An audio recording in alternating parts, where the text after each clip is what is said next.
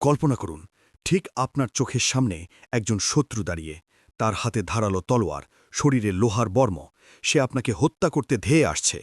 কিন্তু হঠাৎ বাতাসে একটি চাবুকের শব্দ হল, আর চোখের পলক ফেলার আগেই সেই শত্রুটি মাটিতে লুটিয়ে পড়ল, তার নাক এবং মুখ চিরে দ্বিখণ্ডিত হয়ে গেছে। কিন্তু তাকে কেউ স্পর্শ করেনি, আপনি কাউকে দেখেননি। রক্তে ভেজা বদরের প্রান্তর, ধুলোর ঝড়ে চারদিক অন্ধকার। কুরাইশ বাহিনীর সৈন্যরা ভীত সন্ত্রস্ত, তারা তলোয়ার চালাচ্ছে, কিন্তু তাদের প্রতিপক্ষকে দেখতে পাচ্ছে না। একজন কুরাইশ যোদ্ধা চিৎকার করে উঠল, এরা কারা? এরা তো মানুষ নয়। মুহাম্মাদের সাথে কারা যুদ্ধ করছে? ইতিহাস সাক্ষী, সেদিন বদরের প্রান্তরে শুধু মানুষ যুদ্ধ করেনি, সেদিন আসমান নেমে এসেছিল জমিনে। সহিহ মুসলিমের বর্ণনা এসেছে, এক মুসলিম সাহাবী শত্রুর পিছু ধাওয়া করছিলেন। হঠাৎ তিনি মাথার ওপর থেকে একটি শব্দ শুনতে পেলেন। মনে হল কেউ একজন ঘোড়াকে নির্দেশ দিচ্ছে। এক অদৃশ্য কণ্ঠস্বর বলে উঠল, আগার বানো হাইজুম, এগিয়ে যাও। মুহূর্তের মধ্যে সামনের কাফিরটির দেহ ছিন্ন ভিন্ন হয়ে গেল। সাহাবী অবাক হয়ে তাকিয়ে রইলেন। সেখানে তো কেউ নেই। তিনি দৌড়ে গেলেন রাসূলুল্লাহ সাল্লাল্লাহু আলাইহি ওয়াসাল্লামের কাছে, ঘটনা খুলে বললেন। নবীজি মৃদু হাসলেন, তার কপালে তখনও বিন্দু বিন্দু ঘাম। তিনি বললেন, তুমি সত্য বলেছ, ওটা ছিল তৃতীয় আসমান থেকে নেমে আসা সাহায্য। হ্যাঁ প্রিয় দর্শক, এটা কোনো রূপকথা নয়, এটা বদর, সত্য এবং মিথ্যার প্রথম চূড়ান্ত ফয়সালা। যেদিন আল্লাহ সুবহানাহু ওয়া তাআলা ওয়াদা করেছিলেন সূরা আনফালের ৯ নম্বর আয়াতে, তোমরা যখন তোমাদের রবের কাছে সাহায্য প্রার্থনা করছিলে, তখন তিনি সাড়া দিলেন এবং বললেন, আমি তোমাদের সাহায্য করব ১,০০০ ফেরেশতা দিয়ে, যারা একের পর এক আসবে। চিন্তা করুন সেই দৃশ্যটি। জিব্রাইল আলাইহিস সালাম, মিকাইল আলাইহিস সালাম এবং ইসরাফিল আলাইহিস সালাম, তারা নামছেন হাজার হাজার ফেরেশতার বাহিনী নিয়ে। তাদের মাথায় হলুদ এবং সাদা রঙের পাগড়ি, পাগড়ির পেছনের অংশ কাঁধের উপর ঝুলছে, তাদের হাতে আসমানি অস্ত্র। কুরাইশরা এসেছিল তাদের অহংকার নিয়ে, আবু জাহেল এসেছিল তার দম্ভ নিয়ে। তারা ভেবেছিল মদিনার এই মুষ্টিমেয় কৃষকদের তারা এক ফুঁতেই উড়িয়ে দেবে। কিন্তু তারা জানত না তারা কার সাথে যুদ্ধ করতে এসেছে। তারা জানত না এই ধুলোবালি মাখা সাহাবীদের পেছনে দাঁড়িয়ে আছেন স্বয়ং আরশের মালিক আল্লাহ রাব্বুল আলামিন। আজকের পর্বে আমরা আপনাকে নিয়ে যাব সেই ১৭ই রমজানের সকালে। আমরা আপনাকে দেখাবো কিভাবে ৩১৩ জন নিরস্ত্র মানুষ ১,০০০ সশস্ত্র হায়েনার মুখোমুখি দাঁড়িয়েছিলেন, কিভাবে ভাঙা তলোয়ার আর খেজুরের ডাল হাতে নিয়ে তারা জয় করেছিলেন অসম্ভবকে। চোখ বন্ধ করুন, আপনি এখন ১৪০০ বছর পেছনে বদরের প্রান্তরে। সময়টা দ্বিতীয় হিজরি, রমজান মাস। আরবের মরুভূমি তখন আগুনের মতো তপ্ত। দুপুরের রোদে বালু কণাগুলো জ্বলন্ত কয়লার মতো গরম হয়ে আছে।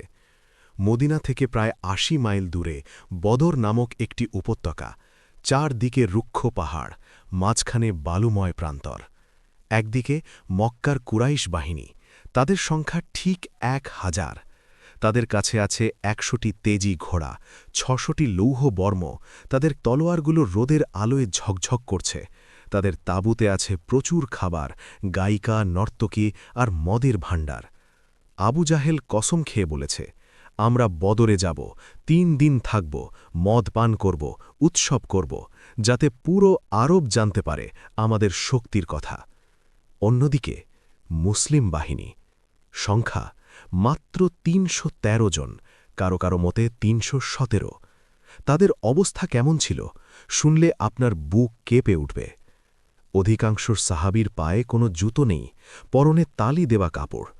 পুরো বাহিনীর জন্য ঘোড়া আছে মাত্র ২টি, হ্যাঁ মাত্র ২টি ঘোড়া, আর উঁট আছে মাত্র ৭০টি। সাহাবীরা পালা করে একজন উঁটে চড়ছেন তো অন্য দুজন রোদে পুড়ে হেঁটে যাচ্ছেন। তাদের কাছে কোনো ভারী বর্ম নেই, কারো হাতে ভাঙা তলোয়ার, কারো হাতে গাছের ডাল। শারীরিক শক্তির বিচারে এটা কোনো যুদ্ধই ছিল না, এটা ছিল আত্মহত্যা। কিন্তু তাদের বুকে এমন একটি জিনিস ছিল যা আবু জাহেলের লোহার বর্মের চেয়েও শক্তিশালী, তা হল ঈমান। যুদ্ধের আগের রাত, ১৭ই রমজান। কুরাইশরা উৎসব করছে, আগুনের চারপাশে নেচে গেয়ে তারা নিজেদের বিজয় উদযাপন করছে যুদ্ধের আগেই। কিন্তু মুসলিম শিবিরে তখন পিন পতন নীরবতা। সাহাবীরা ক্লান্ত, ক্ষুধার্ত, রমজানের রোজা রাখা শরীর, আল্লাহর পক্ষ থেকে রহমতের ঘুম বা তন্দ্রা তাদের আচ্ছন্ন করে ফেলল। এটি ছিল আল্লাহর একটি অলৌকিক সাহায্য, যাতে তাদের ভয় দূর হয়ে যায়। কিন্তু একজন মানুষ, একজন মানুষ সেই রাতে ঘুমাননি। তিনি আমাদের প্রিয় নবী হজরত মুহাম্মদ সাল্লাল্লাহু আলাইহি ওয়াসাল্লাম। একটি গাছের নিচে ছোট একটি কুঁড়ে ঘরে তিনি সিজদায় পড়ে আছেন। তার চাদর বারবার কাঁধ থেকে পড়ে যাচ্ছে। আবু বকর রদিয়াল্লাহু আনহু বারবার সেই চাদর তুলে দিচ্ছেন। নবীজির দুই হাত আসমানের দিকে তোলা, চোখের পানিতে দাড়ি ভিজে যাচ্ছে। তিনি এমনভাবে কাঁদছেন যেন কোনো শিশু তার মায়ের কাছে আকুতি করছে। তিনি আল্লাহর কাছে ফরিয়াদ করছেন, হে আল্লাহ, তুমি যদি আজ এই ছোট্ট দলটিকে ধ্বংস হতে দাও, তাহলে এই জমিনের বুকে তোমার ইবাদত করার মতো আর কেউ থাকবে না। হে আল্লাহ, তোমার ওয়াদা পূর্ণ করো। বাতাস ভারী হয়ে আসছিল নবীজির কান্নায়। ভৌগোলিক অবস্থানটাও ছিল মুসলিমদের বিপক্ষে। কুরাইশরা উঁচু এবং শক্ত মাটিতে অবস্থান নিয়েছিল, আর মুসলিমরা ছিল নিচু এলাকায়, যেখানে বালু ছিল খুব আলগা, পা দিলেই গেঁথে যায়, হাঁটা অসম্ভব। শয়তান তখন সাহাবীদের মনে কুমন্ত্রণা দিতে শুরু করল। তোমরা নাকি হকের ওপর আছো, অথচ আজ তোমরা পানির সংকটে ভুগছ, বালুতে পা আটকে যাচ্ছে, আর কাফেররা শক্ত মাটিতে আরামে আছে। ঠিক তখনই আল্লাহ রাব্বুল আলামিন আবহাওয়ার গতিপথ বদলে দিলেন। আরতে অন্ধকারে আকাশ কালো করে মেঘ জমল। মরুভূমিতে সাধারণত বৃষ্টি হয় না, কিন্তু সেই রাতে অঝোর ধারায় বৃষ্টি নামল। সূরা আনফালের 11 নম্বর আয়াতে আল্লাহ বলেন, স্মরণ করো যখন তিনি তোমাদের ওপর আকাশ থেকে পানি বর্ষণ করলেন, যাতে তা দিয়ে তোমাদের পবিত্র করতে পারেন এবং শয়তানের কুমন্ত্রণা দূর করতে পারেন। এই বৃষ্টি ছিল মুসলিমদের জন্য রহমত। নিচু এলাকার আলগা বালু বৃষ্টির পানিতে জমে শক্ত হয়ে গেল। সাহাবীদের পায়ের মাটি মজবুত হল, তারা গর্ত করে বৃষ্টির পানি জমিয়ে রাখলেন। অন্যদিকে এই একই বৃষ্টি কুরাইশদের উঁচু এলাকায় কাদা আর পিচ্ছিল পরিবেশ তৈরি করল। তাদের ভারী ঘোড়াগুলো কাদায় আটকে যেতে লাগল। সকাল হল, 17ই রমজান, জুম্মাবার। কুয়াশাচ্ছন্ন ভোর। বদরের প্রান্তরে দুই বাহিনী মুখোমুখি। একদিকে অহংকারী কুরাইশ, অন্যদিকে আল্লাহর সৈনিকেরা। রাসূলুল্লাহ সাল্লাল্লাহু আলাইহি ওয়াসাল্লাম তাদের সাহাবীদের দিকে তাকালেন। তাদের জীর্ণ শীর্ণ অবস্থা দেখে তিনি আবার হাত তুললেন, বললেন, হে আল্লাহ, এরা নগ্ন পায়, এদের বাহন দাও। এরা উলঙ্গ প্রায়, এদের পোশাক দাও। এরা ক্ষুধার্থ, এদের তৃপ্ত করো। যুদ্ধ শুরু হওয়ার ঠিক আগ মুহূর্ত। হঠাৎ কুরাইশ বাহিনী থেকে 3 জন যোদ্ধা বেরিয়ে এলো, উতবা, তার ভাই সাইবা এবং তার ছেলে ওয়ালিদ। তারা হুঙ্কার দিয়ে বলল, কে আছো আমাদের সাথে লড়বে? মদিনার কৃষকদের পাঠিও না, আমাদের সমকক্ষ কাউকে পাঠাও। পরিস্থিতি থমথমে। আকাশে তখনও মেঘের ঘনঘটা, বাতাসের গতিবেগ বাড়ছে। সাহাবীদের ধমনীতের রক্ত টকবক করছে, জান্নাতের সুবাস যেন তারা নাকে পাচ্ছেন। এখন ঠিক এই মুহূর্তে ইতিহাসের মোড় ঘুরে যাবে। শুরু হতে যাচ্ছে সেই মহাকাব্যিক লড়াই, 313 বনাম 1000। বদরের প্রান্তর তখন মৃত্যুপুরীর মতো শান্ত। 1000 কুরাইশ সৈন্য আর 313 জন মুসলিম সবাই তাকিয়ে আছে মাঝখানের ফাঁকা জায়গাটায়। কুরাইশদের 3 সেরা যোদ্ধা উতবা, সাইবা এবং ওয়ালিদ বুক ফুলিয়ে দাঁড়িয়ে আছে। তাদের গায়ে চকচকে বর্ম, হাতে ধারালো তলোয়ার, তাদের চোখে অবজ্ঞা। তারা ভাবছে মদিনার এই দুর্বল বাহিনী ভয়েই শেষ হয়ে যাবে। মদিনার আনসারদের মধ্য থেকে 3 জন তরুণ সাহাবী এগিয়ে গেলেন। তারা শাহাদাতের জন্য প্রস্তুত। কিন্তু কুরাইশরা চিৎকার করে উঠল, না, আমরা মদিনার কৃষকদের সাথে লড়ব না। হে মোহাম্মদ, আমাদের গোত্র থেকে আমাদের সমকক্ষ কাউকে পাঠাও, আমাদের রক্ত চাই। রাসূলুল্লাহ সাল্লাল্লাহু আলাইহি ওয়াসাল্লাম সেই 3 আনসার সাহাবীকে ফিরে আসার নির্দেশ দিলেন। তিনি তাকালেন তার নিজের বংশের দিকে। তার কণ্ঠে তখন গম্ভীর আদেশ, ওঠো উবাইদা, ওঠো হামজা, ওঠো আলী। আল্লাহর সিংহ হামজা রাদিয়াল্লাহু আনহু এগিয়ে এলেন। তার বুকে উট পাখির পালক গোজা, যা ছিল তার বীরত্বের প্রতীক। এলেন আলী রাদিয়াল্লাহু আনহু, তখন তিনি টকবগে তরুণ, এবং এলেন বয়োজ্যেষ্ঠ উবাইদা ইবনুল হারিস রাদিয়াল্লাহু আনহু। 3 জন মুসলিম, 3 জন কাফের। ইতিহাসের এক শ্বাসরুদ্ধকর মুহূর্ত। হামজা রাদিয়াল্লাহু আনহু মুখোমুখি হলেন সাইবার, আলী রাদিয়াল্লাহু আনহু দাঁড়ালেন ওয়ালিদের সামনে, আর উবাইদা রাদিয়াল্লাহু আনহু লড়লেন উতবার সাথে। যুদ্ধ শুরু হলো চোখের পলকে। হামজা রাদিয়াল্লাহু আনহু, যার তলোয়ার চালানোর গতি ছিল বিদ্যুতের মতো, তিনি সাইবাকে কোনো সুযোগই দিলেন না। এক কোপে, মাত্র এক কোপে তিনি সাইবাকে ধরাশায়ী করলেন। কাফেরের দেহ মাটিতে লুটিয়ে পড়ল। অন্যদিকে আলী রাদিয়াল্লাহু আনহু, বাঘের ক্ষিপ্রতায় তিনি ওয়ালিদকে আঘাত করলেন। ওয়ালিদ পাল্টা আঘাত করার আগেই আলী রাদিয়াল্লাহু আনহুর তলোয়ার তার কাঁধ ভেদ করে চলে গেল। রক্তে লাল হয়ে গেল বদরের হলুদ বালু। কিন্তু তৃতীয় লড়াইটি ছিল দীর্ঘ। উতবা এবং উবাইদা রাদিয়াল্লাহু আনহু উভয়েই অভিজ্ঞ যোদ্ধা। তারা একে অপরকে আঘাত করলেন। দুজনেই গুরুতর আহত হয়ে মাটিতে পড়ে গেলেন। উবাইদা রাদিয়াল্লাহু আনহুর পা কেটে বিচ্ছিন্ন হয়ে গিয়েছিল। হামজা এবং আলী রাদিয়াল্লাহু আনহু তাদের শত্রুকে শেষ করে দ্রুত ছুটে এলেন। তারা উতবাকে হত্যা করলেন এবং রক্তাক্ত উবাইদা রাদিয়াল্লাহু আনহুকে কাঁধে করে নবীজির কাছে নিয়ে এলেন। তিনজন সেরা নেতাকে হারিয়ে কুরাইশ শিবির তখন স্তব্ধ। তাদের অহংকারে বড় আঘাত লেগেছে, তাদের রাগে শরীর কাঁপছে। আবু জাহেল চিৎকার করে উঠল, আক্রমণ! সবাই একসাথে আক্রমণ করো, পিষে ফেলো ওদের। 1000 সৈন্যের বিশাল ঢেউ ধেয়ে আসছে মুসলিমদের দিকে, যেন কালো মেঘ ধেয়ে আসছে। তীর বৃষ্টি শুরু হল, আসমান থেকে বৃষ্টির মতো তীর পড়ছে মুসলিমদের ওপর। কিন্তু নবীজি সাল্লাল্লাহু আলাইহি ওয়াসাল্লামের নির্দেশ ছিল কঠোর। আমার নির্দেশ ছাড়া কেউ আক্রমণ করবে না, কেউ তলোয়ার চালাবে না, শুধু তীর দিয়ে তাদের দূরে রাখো। সাহাবীরা দাঁতে দাঁত চেপে সহ্য করছেন। তাদের চোখের সামনে তাদের ভাই মিহজা রাদিয়াল্লাহু আনহু একটি তীরের আঘাতে শহীদ হলেন। তিনি বদরের প্রথম শহীদ, তবুও তারা নড়লেন না। তারা অপেক্ষা করছেন রসূলের আদেশের। এটিই ছিল সেই ডিসিপ্লিন যা আজও মিলিটারি একাডেমিগুলোতে শেখানো হয়। রসূলুল্লাহ সাল্লাল্লাহু আলাইহি ওয়াসাল্লাম তখন তাঁবু থেকে বের হলেন। তার পরনে বর্ম। তিনি মাটি থেকে এক মুঠো ধুলো আর ছোট নুড়ি পাথর তুলে নিলেন। তিনি সেই ধুলো কাফেরদের দিকে ছুঁড়ে মারলেন এবং উচ্চস্বরে বললেন, শাহাতাতিল উজুহ! আল্লাহর কুদরত দেখুন। নবীজির হাত থেকে ছোড়া সেই সামান্য ধুলোবালি এক প্রচণ্ড ঝড়ে রূপ নিল। সেই ধুলো প্রতিটি কাফেরের চোখে, নাকে এবং মুখে গিয়ে লাগল। 1000 সৈন্যের সবাই একসাথে চোখ ডলতে শুরু করল। তাদের দৃষ্টি ঝাপসা হয়ে গেল, তাদের শৃঙ্খলা ভেঙে পড়ল। ঠিক এই মুহূর্তটিতে আল্লাহর রসূল সাল্লাল্লাহু আলাইহি ওয়াসাল্লাম চূড়ান্ত নির্দেশ দিলেন, যে সত্তার হাতে মোহাম্মদের প্রাণ, আজ যে ব্যক্তি ধৈর্য ও সওয়াবের আশায় যুদ্ধ করবে এবং পিঠ দেখাবে না, আল্লাহ তাকে জান্নাতে প্রবেশ করাবেন। ওঠো সেই জান্নাতের দিকে যার প্রস্থ আসমান এবং জমিনের সমান। এই কথা শোনা মাত্রই সাহাবীদের মধ্যে এক অদ্ভুত বিদ্যুৎ খেলে গেল। উমাইর ইবনুল হুমাম রাদিয়াল্লাহু আনহু নামের এক সাহাবী তখন খেজুর খাচ্ছিলেন। তিনি বললেন, জান্নাত আর আমার মাঝখানের দূরত্ব কি শুধু এই খেজুরগুলো খাওয়া পর্যন্ত? তিনি হাতের খেজুর ছুঁড়ে ফেলে দিলেন, তলোয়ার হাতে ঝাঁপিয়ে পড়লেন শত্রুর বিউহে, আর ফিরে আসেননি, সোজা জান্নাতে চলে গেলেন। যুদ্ধ তখন তুঙ্গে, ধুলোই চারদিক অন্ধকার, কে কার সাথে লড়ছে বোঝা দায়। মুসলিমরা সংখ্যায় কম, কিন্তু তারা লড়ছেন বাঘের মতো। হঠাৎ যুদ্ধের ময়দানে অদ্ভুত কিছু ঘটতে শুরু করল। একজন মুসলিম সাহাবী এক কাফেরের পিছু ধাওয়া করছিলেন। কাফেরটি দৌড়াচ্ছিল, সাহাবী তাকে এখনও স্পর্শ করেননি, কিন্তু হঠাৎ বাতাসে চাবুকের তীব্র শব্দ হল, সাপাং! আর সাথে সাথে কাফেরটির মাথা দ্বিখণ্ডিত হয়ে গেল। সাহাবী থমকে দাঁড়ালেন। তিনি কাউকে দেখতে পেলেন না, শুধু শুনতে পেলেন এক গম্ভীর আওয়াজ, ইকদাম হাইজুর! এগিয়ে যাও হাইজুম! অন্য এক সাহাবী আব্বাস ইবনু আব্দুল মুত্তালিব, যিনি তখনও কাফেরদের পক্ষে কিন্তু মনে মনে মুসলিম, তিনি দেখলেন এক অদ্ভুত দৃশ্য।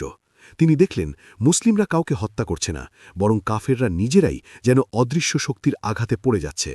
সূরা আনফালের 12 নম্বর আয়াতে আল্লাহ বলেন, আমি কাফেরদের মনে ভীতি ঢুকিয়ে দেব, সুতরাং তোমরা তাদের ঘাড়ের উপর আঘাত করো এবং তাদের প্রতিটি আঙুলের গিঁটে আঘাত করো। ফেরেশতারা নেমে এসেছেন। সহিহ হাদিস সাক্ষী দিচ্ছে, জিব্রাইল আলাইহিসসালাম নিজে যুদ্ধে অংশ নিয়েছিলেন। তার সাথে ছিল 5000 ফেরেশতা। তারা সাদা পাগড়ি পরা ছিলেন, যার এক প্রান্ত পিঠের উপর ঝুলছিল। ফেরেশতারা সরাসরি কাফেরদের হত্যা করছিলেন না, তারা সাহাবীদের সাহায্য করছিলেন। সাহাবীরা তলোয়ার চালাচ্ছেন, কিন্তু তাদের হাতের জোর সাধারণ মানুষের মতো ছিল না। এক একটি আঘাতে লোহার বর্ম কেটে ভেতরে ঢুকে যাচ্ছিল। কাফেররা ভয়ে কাঁপতে শুরু করল। তারা দেখল মুসলিমদের সংখ্যা যেন হঠাৎ বেড়ে গেছে। যেখানেই তাকায় সেখানেই সাদা পোশাক পরা যোদ্ধারা। আবু জাহেল তার সৈন্যদের চিৎকার করে বলছে, পালিও না, লাত ও উজ্জার কসম, আমরা জিতব। কিন্তু তার সৈন্যরা তখন আর তার কথা শুনছে না। তারা দেখছে আসমানি আজব, তারা দেখছে মৃত্যু। আব্দুর রহমান ইবনু আউফ রাদিয়াল্লাহু আনহু বর্ণনা করেন, যুদ্ধের এক পর্যায়ে তিনি 2 কিশোর সাহাবীকে দেখতে পেলেন। তাদের নাম মুয়াজ এবং মুয়াবিজ। তারা ফিসফিস করে জিজ্ঞেস করল, চাচা, আবু জাহেল কোনটা? আমরা শুনেছি সে নাকি আমাদের নবীজিকে গালি দেয়।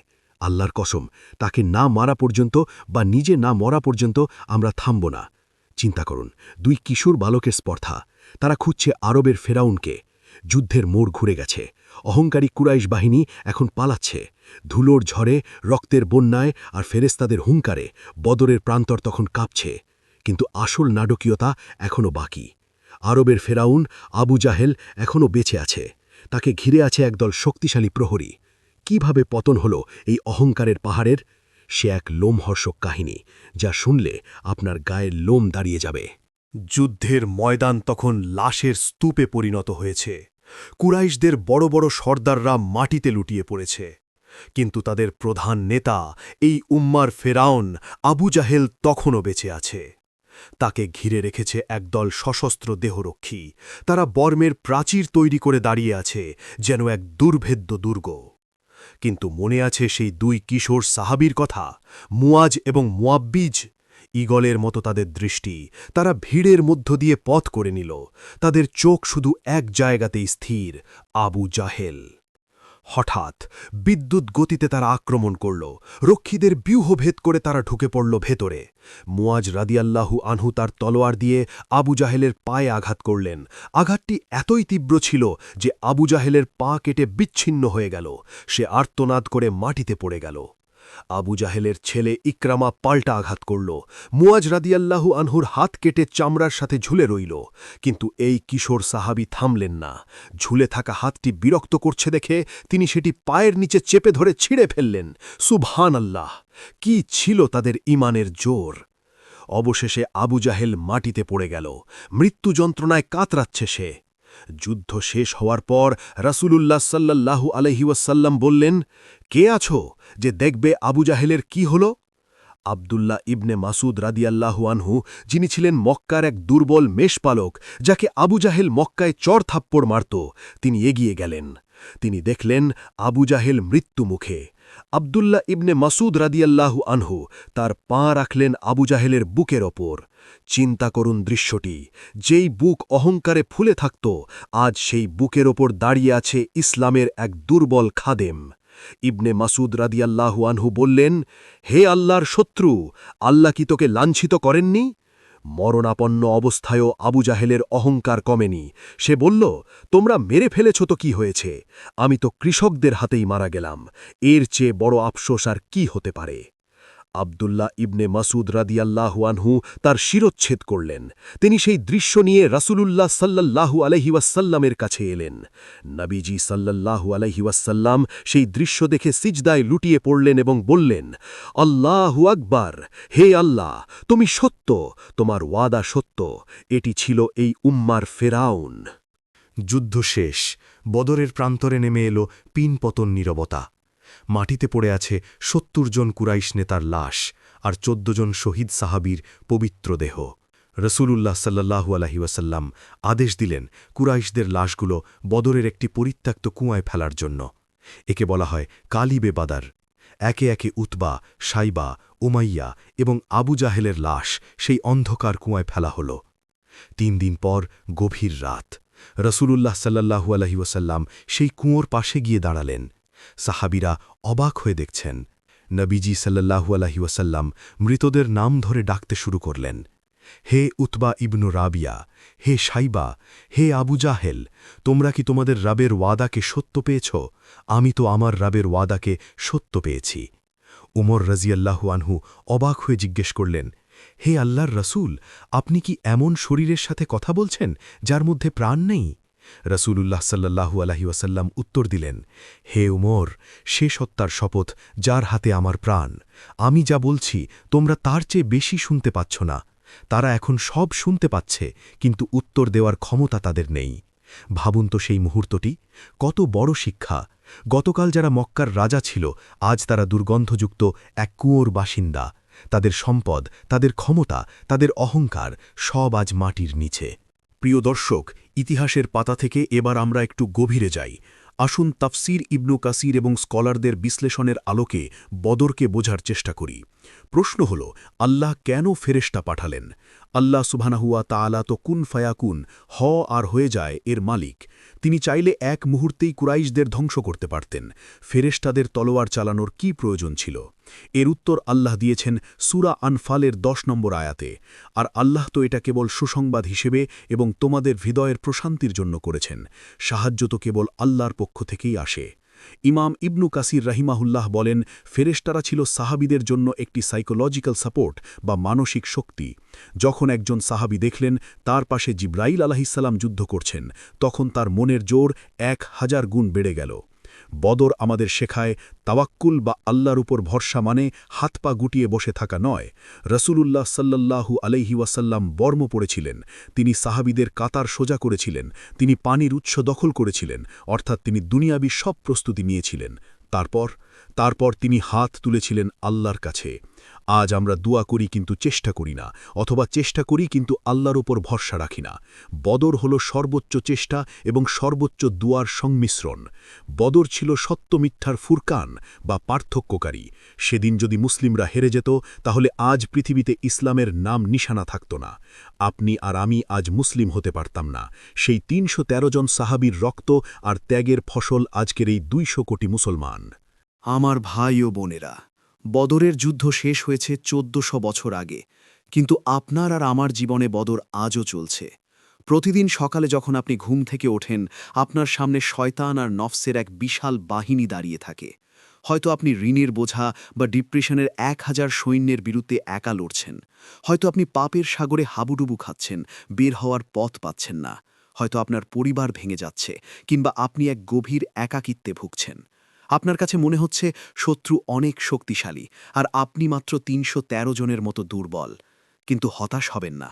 ইতিহাস বলে সংখ্যা কোনো ব্যাপার নয়। যদি আপনার সাথে আল্লাহ থাকেন, তবে আপনিই সংখ্যাগরিষ্ঠ। বদরের রাতে রাসূলুল্লাহ সাল্লাল্লাহু আলাইহি ওয়াসাল্লাম যেভাবে কেঁদেছিলেন, আজ রাতে তাহাজ্জুদে নাড়িয়ে আপনি কি সেভাবে কাঁদতে পারবেন? আপনি কি বলতে পারবেন, হে আল্লাহ, আমি দুর্বল, তুমি শক্তিশালী, আমাকে সাহায্য করো? বিশ্বাস করুন, আপনার চোখের পানি যদি সেই রাতে আল্লাহ দরবারে কবুল হয়, তবে আপনার সাহায্যেও আসমান থেকে ফেরেশতা নেমে আসবে। আপনার ডিপ্রেশন, আপনার বিপদ, আপনার শত্রুকে আল্লাহ ধুলোয় মিশিয়ে দেবেন ইনশাআল্লাহ। আসুন আমরা সবাই মিলে সেই মালিকের কাছে হাত তুলি। হে রাব্বুল আলামিন, হে বদরের রব, হে আসমান ও জমিনের মালিক, তুমি সেই সত্তা যে ৩১৩ জন অসহায় মানুষকে ১০০০ অহংকারীর বিরুদ্ধে বিজয় দিয়েছিলে। হে আল্লাহ, আজ আমরা বড় দুর্বল, আমাদের গুনাহের বোঝা পাহাড় সমান, আমাদের চারপাশ থেকে বিপদ ঘিরে ধরেছে। ফিলিস্তিন থেকে শুরু করে আমাদের পৃথিবীগত জীবন, উম্মাহ আজ রক্তাক্ত। হে আল্লাহ, আমাদের জীবনেও একটি বদর পাঠিয়ে দাও। আমাদের নফসের বিরুদ্ধে আমাদের বিজয়ী করো, আমাদের হতাশার বিরুদ্ধে আমাদের বিজয়ী করো, আমাদের ঈমানকে সাহাবীদের ঈমানের মতো মজবুত করে দাও। হে দয়াময়, যারা এই ভিডিওটি দেখছে, তাদের মনে যত কষ্ট আছে, যত গোপন কান্না আছে, সব তুমি দূর করে দাও। তাদের হালাল রিজিকে বরকত দাও, তাদের পরিবারে শান্তি দাও। আমাদের সবাইকে জান্নাতুল ফিরদাউসে সেই বদরি সাহাবীদের সাথে একত্রিত করো। ইয়া রাব, আমাদের দোয়া কবুল করো। ভিডিওটি ভালো লাগলে শেয়ার করে দিনের প্রচারে অংশ নিন। দেখা হবে আগামী পর্বে ইতিহাসের নতুন কোনো অধ্যায় নিয়ে। ততক্ষণ পর্যন্ত আল্লাহ হাফেজ।